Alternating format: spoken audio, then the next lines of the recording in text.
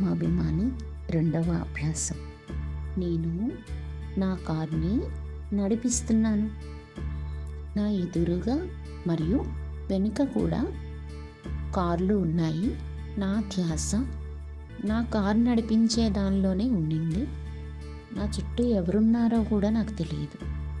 ఎప్పుడైనా వ్యక్తులు విచక్షణారహితంగా కారు ఒకవేళ నడిపిస్తే అప్పుడు నా ధ్యాస ఆ కారు మరియు దాన్ని నడిపించే డ్రైవర్ పైన దృష్టి వెళ్తుంది. ఒకవేళ నా ఎదురుగా పరిచయమైన వాళ్ళు వచ్చినట్లయితే వారిని చూస్తూ చెయ్యి ఊపుతాను, నవ్వుతాను. ఆ అన్ని పరిస్థితుల్లో డ్రైవర్ల మధ్యలో పరస్పరంలో చిరునవ్వుతాను. సంపర్కం కోసం ఒకసారి ఆలోచిద్దాము. ప్రతి పరిస్థితిని డ్రైవర్ల యొక్క దృష్టికోణంతో చూడొచ్చు. నేను నా కారులో కూర్చోన్నాను, వాళ్ళు కూడా వాళ్ళ కారులో కూర్చోన్నారు.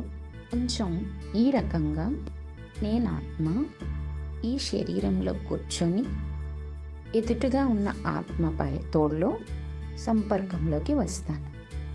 వాళ్ళు వాళ్ళ శరీరాల్లో కూర్చోన్నారు. నేను నా కార్ని పార్కింగ్లో ఆపుతాను.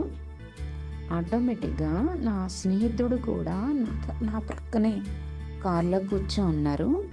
కేవలం మేము మా గాడీల్లోనే కూర్చొని ఒకరితో ఒకరం మాట్లాడతాము. ఈ మాట్లాడే సమయంలో దానికోసం ఆలోచించండి. నేను నా స్నేహితుడిని చూస్తున్నాను, మాట్లాడుతున్నాను. నా ధ్యాస వారి కారు వైపు లేదు. నేను నా కారులో కూర్చోన్నాను, వారు వారి కారులో కూర్చున్నారు. కొంచెం ఈ రకంగానే ఒక ఆత్మ మరొకరి ఆత్మ మాట్లాడుతుంది.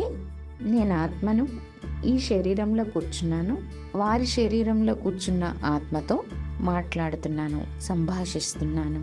సదా ఇదే ఆలోచన ఉండాలి. ఇది ఒక ఆత్మ మరొక ఆత్మ మధ్యలో ఆలోచన సంపర్కము. ఈ శరీరాల లోపల ఉన్నటువంటి ఆత్మల మధ్య సంపర్కము. ఇలా ఆలోచిస్తూ శక్తిశాలిగా చాలా భిన్నంగా అనుభూతి కలగడం జరుగుతుంది. ఓం శాంతి.